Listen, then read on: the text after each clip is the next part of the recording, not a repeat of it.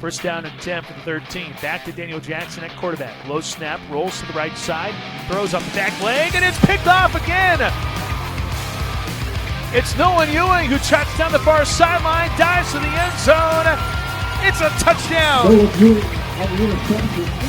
Nolan Ewing, his third pick of the day, goes for 6 points. Jack Mullen under center in flex bone.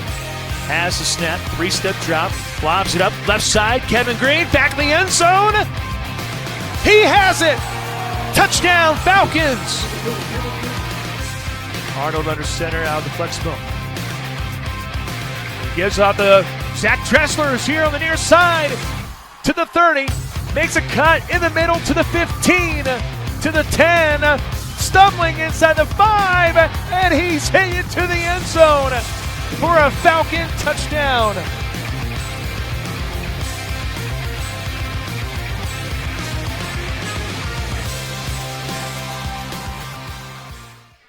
What's going on, everyone? Voice of the Friends Falcons, Pat Strathman here with another edition of the Friends Football Coaches Show from Walk-On Sports Bistreaux in Wichita. We're out here every single Monday at 5 o'clock. We'd love for you to come out and join us. If you can't join us on Mondays, well, you should go throughout the week. If you don't want to cook and you want that game day atmosphere and you got that southern twist to it, you want to come out to Walk-On Sports Bistreaux, whether it's pre-game, post-game, this is the place to be. We're proud to be out here every single Monday, and we thank Walk-On Sports Bistreaux for being a proud sponsor of Friends University Athletics. We're broadcasting on ESPN Wichita 92.3 FM. Glad to have you alongside head coach Terry Harrison, head coach of the Football Falcons, coming off a loss for the first time this season, 35-28 being the final up in Salina, losing to the Kansas Wesleyan Coyotes. Coming up this week, it is homecoming for the Friends Falcons as they host Tabor College at 6 o'clock at Adair Austin Stadium. We'll talk about Tabor here in just a little bit, but Coach, let's recap what took place. I know the sun came up. I had a feeling that'd be the first thing you said. The sun came up, which indeed it did.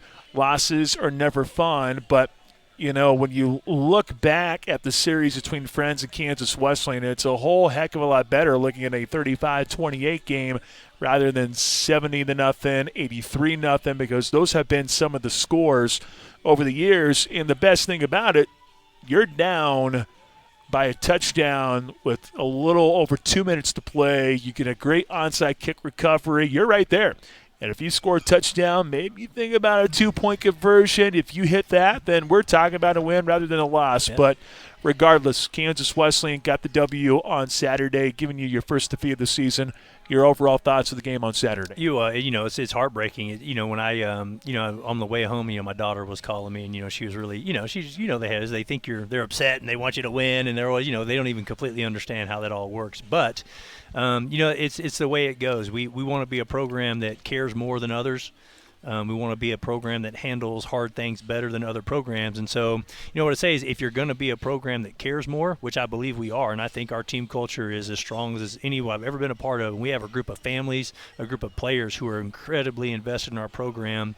When you do that and you lose a tough one, it hurts more too, Right. And so, that was and that's exactly Saturday night. It hurt a lot, and that's okay. That's kind of part of the deal. And, for us at Friends, man, with President Carey, Dr. Ramsire, all of our families, we only want to provide this wonderful experience for the kids and this just elite football program that's competitive nationally. That's what we want for these young men. And so when you see it, when you fall short like that and you have a chance and maybe you didn't feel like you had an opportunity to give it your best shot, it is heartbreaking, and that's okay. And we want to be that program, and, we want to be in games like that. I'll be honest, for me, having coached in a lot of big football games, that moment of recovering an onside kick, so that stretch from that there to driving down the field with an opportunity to go in, that was as alive as I've ever, that's as live as you can feel. And for me, in this profession, in college football, that feeling you cannot replicate. And so as crazy as it sounds, I love that. That's when you find out who you are and what you're made of, as opposed to winning big's awesome, and I wish we would have won 70. I wish we would have won 70-0. But it is a different type of game in that, and I absolutely love that. And, at some point you have to be in that situation, and we fell short. And that, as frustrating as that can be, and obviously heartbreaking for your kids, man, that does set you up for future success and future wins. So that's the silver lining of it, even though in spite of all that, definitely disappointed, and you don't want that to be the case at the end of a game. Yeah. Well, it's interesting because if you just go to the box score, and I know a lot of people just go box scores and they stop. Now, there's more to a game than just box scores. I think everyone understands that. Coaches especially understand that. But you go look at the box score and you see more yards, you see more first downs, you see 8 of 12 on third downs, and if you just stop there, you go, wait, hold on a second. What happened here? Like this probably should have been victory. Well, then you throw out some penalties. You have a couple turnovers, and the timing is why you can't just go to a box score. The timing of when stuff happens certainly is what was your demise on Saturday. But I think if you go to the box score, though, heck, I know there's a lot of people complaining about the Kansas City Chiefs winning against the Jacksonville Jags 17-9, and I'm looking at it going, man, you clean up some false starts, you clean up some offsides, and those are mistakes that you can clean up. You put the ball on the turf, those are mistakes that you can clean up at practice, which is why I think it's very encouraging that, hey, you didn't have your A-plus game. That's fine. You're going to have those days. Yeah, for sure. And so we told our kids, so on Sunday when we met, and obviously after you get to process it a little bit, you get to kind of zoom out instead of being so zoomed in the middle of a game and the immediate aftermath. You look at all those things. We told our kids, we knew Saturday going into that game on Friday, I think we talked about it all week really, that we are going to find out who we really are as a program today. And so there's multiple layers to that. And so we did find out, look, statistically, if you want to look at a box score, we came down to the wire against a team that historically has been very, a team that's been a playoff team or in the hunt of being a playoff team. They're receiving votes in the top 25 or were last week. And statistically and as far as production-wise, we did outproduce in some areas. So we found out who we are, like we're capable. So we're physically capable. We're talented enough to play at a nationally relevant level. So that's awesome. We found that out. Then we also found out we had some shortcomings, right? And so that's a me problem. And I told the kids that, they have to fix some of the ugly stuff of penalties for sure, right? That's a kid thing. Like, hey man, especially like offsides or, they've got to fix fumbles, like for sure, without a doubt, kids have to do a better job of that. But then definitely from my perspective, we as a coach and me specifically, man, we've got to do a better job. And we found out, man, hey, we have some special teams holes that we've got to fix, right? And until it happens, you don't know. And we were able to see that, which will only make us better in the future.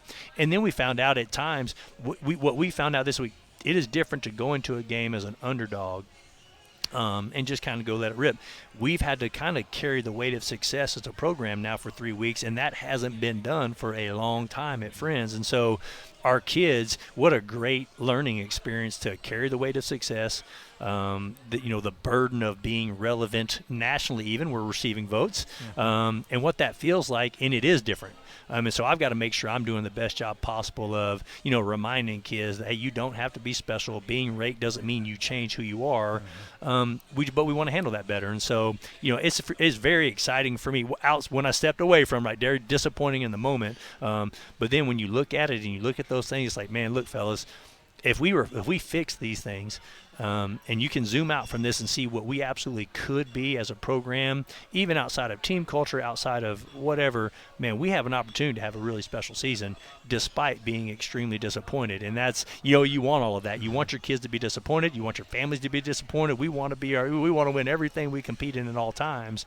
But if we can zoom out from that and learn from those things, man, what an awesome opportunity as a program, and what an exciting time to be here at Friends to know, and I say it a lot, but this idea of what we could be, and I think we've seen signs of it, and then we had a little bit of a step back as far as if you're talking wins and losses, but we were able to find some flaws in our program and maybe even what we're doing at practice every day, and now we get to address it. And so the mark of a true champion or mark of a championship team, you do bounce back from that. And so it'll be, I don't know, I'm very excited about this week of practice in that regard. Yeah, so. No doubt about it. Terry Harrison, head football coach at Friends University, here on the Friends Football Coaches Show on ESPN Wichita 92.3 FM. We record this at Walk-Ons on Mondays at 5 o'clock. Friends falling to Kansas Wesleyan on Saturday. Let's break down the game a little bit more.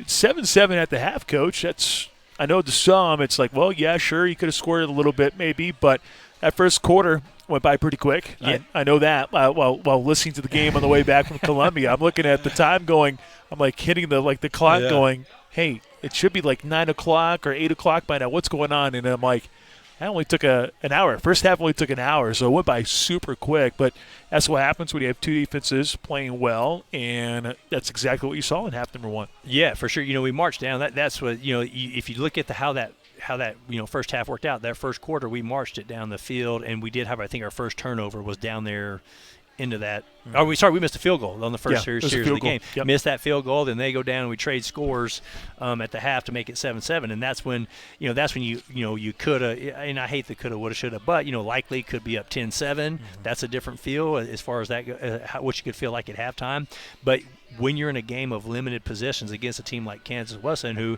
they ran the ball. I mean, we ran the ball almost the same amount of snaps, and so when you do that, it's going to be a really short game, especially with a couple of the rule changes where the clock's not stopping as much on first downs. And so, yeah, it made it go really quick, and it's why, like we talked about, some of the lessons learned are just you do have to absolutely capitalize on those opportunities to produce points. And certainly there were some scenarios there where we had some issues like just not being on the same page offensively between backs and quarterbacks. Offensive line. And so it's a lesson learned, right? You can't, so many people you could point to the fourth quarter and maybe a fumble whenever we lost that, but man, you look back to all those opportunities in the first half as well. And so it's never, the story of a game is never about one play where you win or lose a game. It's really about, a series of probably, 3 to 6 plays, and arguably in that first half there were definitely opportunities that we, could have produced some points. Well, in the second half, and individually, you guys fall behind 21-7, and all right, it's your first chance to really get a taste of what it's like to be down by a couple scores, and then you face it again later on as you get to the fourth quarter, but you're down 21-7. You talk about an opportunity. Well, that's an opportunity in itself going, hey, boys, we're down by 2 scores. What are we going to do? What's the reaction like on the sidelines when we're down by 2 scores? Yeah, well, exactly. I mean, it tells you who we have. We have absolute studs in our program right now, absolute warriors. We talk about competing with a warrior spirit all the time, and we have a team full of kids who did that. I think it was the first time we trailed all season, really. It was. I think it's the first time we had trailed. You trailed technically in the game before because you guys got the touchdown. Avila scored to get a touchdown because it was a missed PAT. Oh, there we go. So Avila technically led 7-6. There we go. That's what it was. So first time we really trailed. Yeah. If we want to get technical. Yeah, gotcha. It didn't feel like it, right? So, but it was our first time to trail by one full score. It was our first time to trail by 2 possessions, so 1 possession or 2 possessions. Mm-hmm. And so it was awesome, as far as, to see that our kids, they rose above that challenge, and they did battle back, and they gave themselves an opportunity to win despite overwhelming odds that we weren't going to do that. And so, man, I think that more than anything, it does speak to the kids. Even more than a loss speaks to our, having a loss on your record. I think that scenario that we just talked about, being down 2 scores, battling back when it got really hard, and giving themselves an opportunity to win, I think that speaks to the character of our kids and the type of team we have. I think it speaks to the team culture of our team currently. Our kids love each other. They compete extremely hard. They battled the whole time, and that's really all you can ask for. If you have that warrior spirit week in, week out, and you eliminate the mistakes, that's how you have special seasons. And so again, I'm really not telling you, I'm excited about it, because it'd be way harder to sit here and try to convince yourself that you're talented enough to win when maybe that may not be the case. That is not the case for us. We have talented kids, we have a good team, all the good coaches, all those things in place, and our kids do have that warrior spirit. We've got to minimize all those other things that just is not winning football. Well, we bring in the warrior spirit, so you give up an 88-yard punt return for a touchdown, and that's the second touchdown in the first 5 minutes of the second half. So you can immediately see the wheels. You can see the wheels fall off the bus pretty quick when that happens, especially in previous years when you're so used to losing. That's a mentality like, oh, here we go. And you start hanging your head, and all of a sudden 2 scores becomes 4-score ball game, and then you're really buried. Instead, on the ensuing kickoff after the touchdown, Austin Pratt, like you're thinking that he might go down a couple times. No, sir. He said, "I'll show you that warrior spirit on the kickoff return." He's the one that set you up for that 4-yard touchdown run for Cavante. So Austin Pratt, big time kick return after giving up a punt return. Yeah, he's an absolute stud. A sophomore who's played a so much football for us, and so that's what you need when in a time of crisis like that. And you hear people talk about you need someone to step up and make it happen. And obviously there's a bunch of guys blocking for him and all that, but he did deny some tackles and made it happen. And you could just feel that kind of light of fire, and you could see the fire in our kids' eyes to then go score. And then it is just a different feel, and it does give your team that that little bit of burst of spirit or motivation or whatever it is. But no, that was a big time play when we really needed it the most. As far as like you talked about it, that was a 21-point third quarter for Kansas Weston, and that was kind of one of the differences in the game. And so definitely don't love the punt return situation, but to come right back and strike right back was super cool, and definitely proud of Austin Pratt. He's done such a great job for us. Yeah, for sure. On to the next situation. You guys are down 28-14 going into the fourth quarter. Cavante hasn't needed to throw the ball all that much so far at this point, but talking about the right time, you call a good play call in order to get KG on the board on a 29-yard touchdown strike to make it a 28-21 ball game early on in the fourth quarter. Cavante put it right on the money, and so what happens in the office, you get so many people focused on one thing, but you got to time it right because, like, as much as you think that people are being lulled to sleep with a flex bone, I don't think people understand just how much timing plays such a big role, because if you unleash that on a 3rd and 6, well, people, they're going to be prepared for it. Even if it's a 2nd and 2, people are going to be prepared for it because, let's be real, when it's 2nd and short, everybody does it. That's the time you take a shot, right? So you think about game day situations and what happens, but you gotta have the right timing, and certainly you did on that one play with Cavante putting it right on the money to KG. Yeah, without a doubt. And what's been crazy, we have great receivers. They're as talented as any group we have. Cavante's got it, man. Just an he's accurate. He's got a strong arm. I mean, he can throw the ball. I mean, I think 65 yards. I've seen him throw the ball in the air. So I mean, you can really never. He doesn't have a ceiling. Is really on a football field, and so we've got to do. I mean, even argue. Critique myself. I've got to do a better job of incorporating that into our system, but. Man, the reality is we just have been so undeniable running the football. Sometimes it's average like 9 yards per play going into the game. We kind of we really don't go into these games and say, hey, we're going to throw it 17 times, and you just go and you kind of see how they line up, and it's like, well, they're it's an opportunity to take it. Yeah. And so we felt like we had some things on. We're like, okay, now's our opportunity. So we did that, and then so that was just a fantastic deal. And when we needed it, and it does, it kind of loosens that secondary up a lot. And so, what can happen is it can feel like when you're 2 of 3 with 2 touchdown passes, it can feel like we'll just throw more. And it's like, well, there's a balance there, because if you throw more, you're not as open type of deal too. And so, I definitely we're not scared to do that by any means. And we have such talented receivers. We certainly can take the top off of people. And so the really cool part is, those were big-time throws, and receivers who have battled all night long on the perimeter block. And they've done – I mean, we've talked about it. Our receivers might be doing the best job of any position group on our team as far as just making things happen. So that's only going to allow for more touchdown passes. I do think, we do need to probably try to take the top off of teams, and maybe we'll see that this week, depending on how Tabor decides to play us. But, that was big time. And then, obviously, Clods, we're not talking about that scenario yet. But Well, I mean, that was coming up next because I know you're going to group them together. One, I chuckle because the voice of the Coyotes, Tyler Henry, couldn't get enough of the name. He was like, Clyde Slaughter. Yeah, what a name. Great football name. Great perfect. Football name. Exactly. That's definitely all KCAC name for sure. At least I would definitely argue that. But of course, the freshman comes in, and I remember you telling me about Claude, and you're like, man, listen, like Claude is going to, he's a freshman, so it's going to take time to get those reps and get acquainted to the system. But you were raving about Claude, so for him to get on the board with that 39-yard touchdown grab in that situation late in the game, freshman in that situation, he can come up with drops. You just never know what's going to happen. But Claude, man, he made such an excellent play on that ball, and what a great first-time touchdown for him. Yeah, exactly. That's it had to be nerve-wracking too, because he's played, but hasn't had a ball in the air in a game in college yet. And the thing about him, we have awesome receivers. They're all fantastic. Caden Lee looks really big out there. He's a 6'2", 6'3" guy, and Claude's even taller than that. So he's got some length that the good Lord bless him, and he's got some length that others don't have. But this summer when he showed up, man, it was like, he's just got a different body, and that's awesome. It's good for us. But he can run, man. He's got great ball skills, and even more than that, man, just a fantastic kid. excellent teammate. He reminds me a lot, Coach Galliard was this way because he was big. You watched him play for so long. Big, impressive-looking kid, but wants to win. And, more than that, he understands, like, the way the defense is lined up the first few weeks is like, just run the ball and let's win and score a billion points. And so when it does swing in the favor and he has an opportunity to contribute, it's awesome for us, and we're very proud of that because we love him so much and are so extremely proud of him. And he's a guy that, hopefully that, and I think it will happen even more and more as his career progresses here and even this season. And so they've all done a good job of that. He just happened to be a guy out there at the time. I think Caden Lee could have ran that thing down just as well. And we already talked about Pratt and KG, and so they're doing really good, and we've got to make sure we take advantage of them because they are just extremely talented. But, we're mentioning Claude. Dude, very proud of him. Very impressive kid, and just honestly one of the greatest teammates on our team as far as unselfish, undeniable type of kid.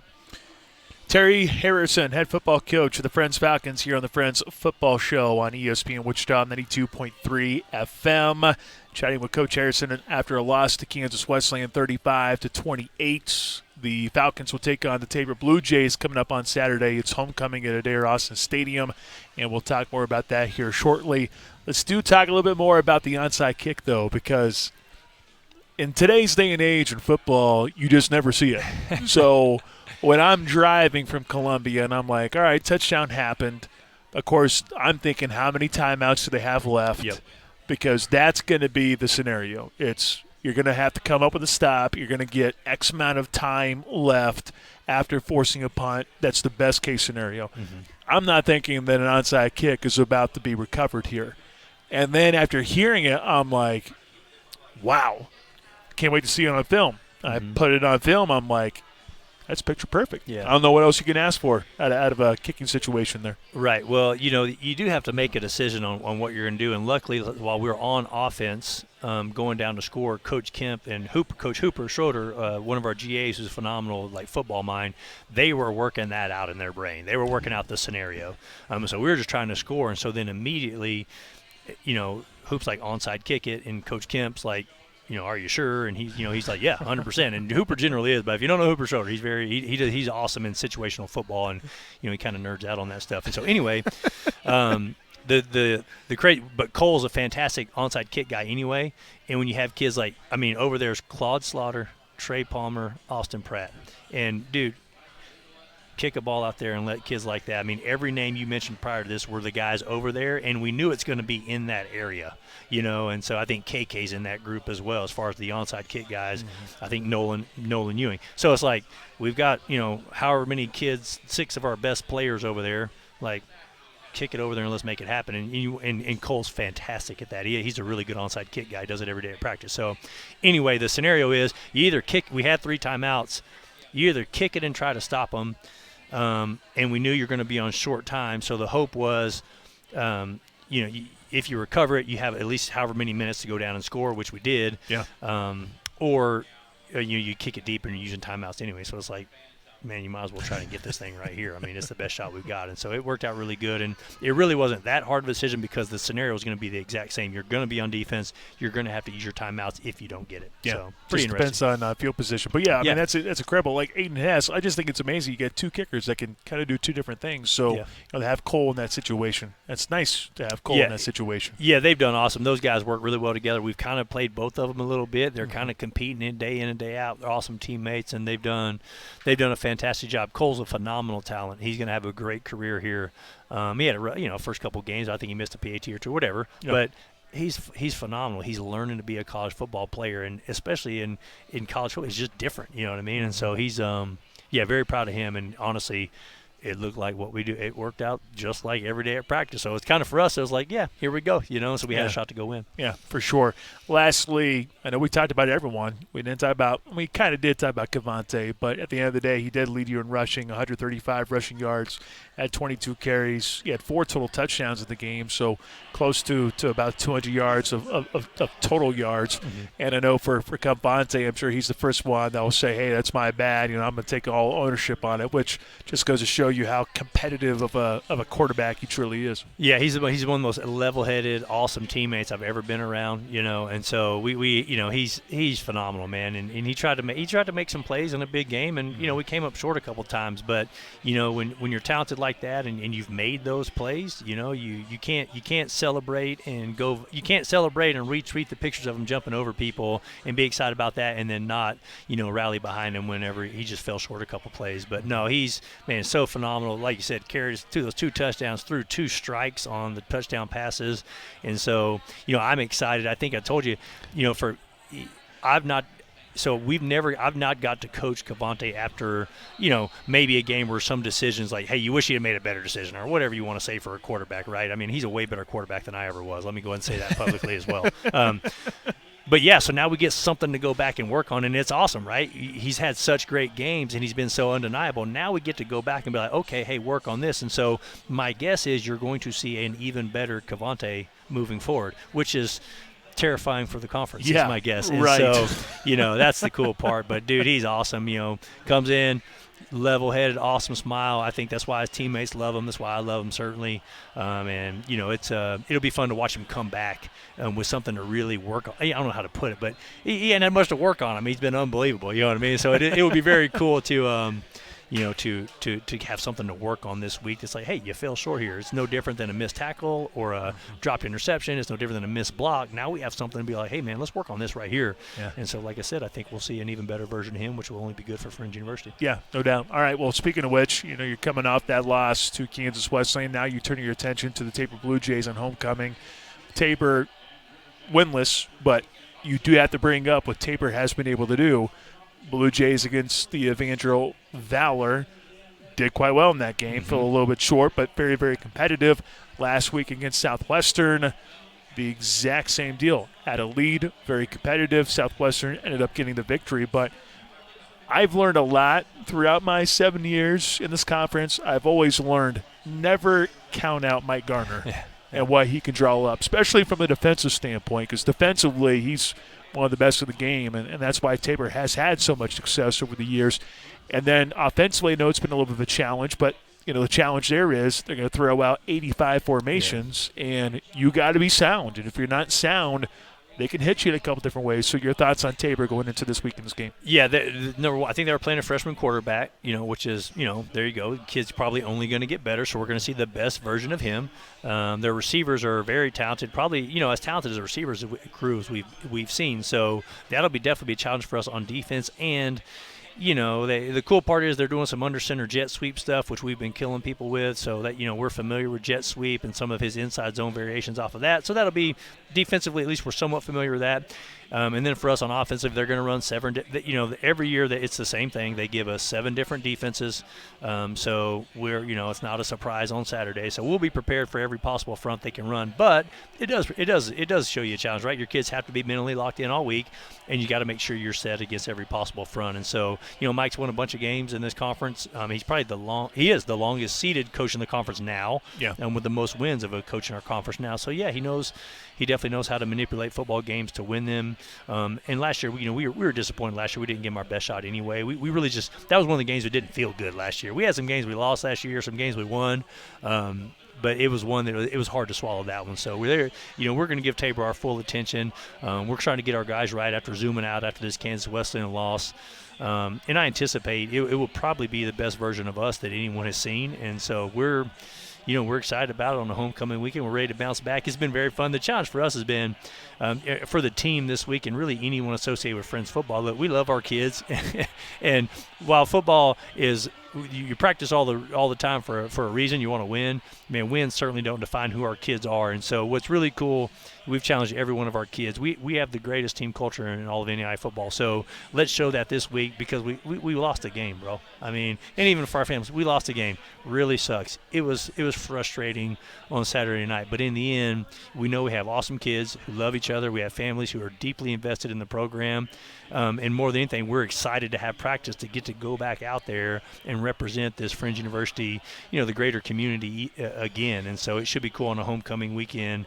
And I know, a lot of alumni have reached out. I think it will be probably the best crowd we've had, all year, because people are excited about Friends football. And so while losing a game can sometimes make like, oh man, maybe people are disappointed, but man, we're about so much more than that. We're building something truly special, and it's a great opportunity for us to bounce back. All right, Coach, best of luck. All right, thank you. Terry Harrison, head football coach at Friends University, here on the Friends Football Show. The Friends Falcons take on the Tabor Blue Jays coming up on Saturday at 6 at Adair Austin Stadium. It's the only college football in the city of Wichita. I would highly recommend coming out and checking out this one. Should be a fun contest at Adair Austin Stadium.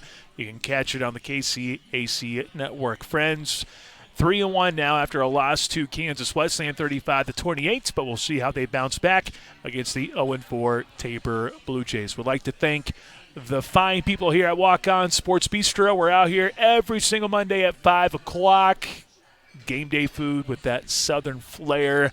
This is the place to be after a Friends victory. Even if it was a loss, this is a place to be for post-game. Same thing with pre-game. This is the place to be if you are a fan of football. They got enough TVs in here. You got plenty of seats. It's a great venue coming out to Walk-On's Sports Bistreaux. I'm Pat Strathman saying so long from Walk-Ons. We'll see you again next week here on the Friends Football Coaches Show on ESPN Wichita 92.3 FM.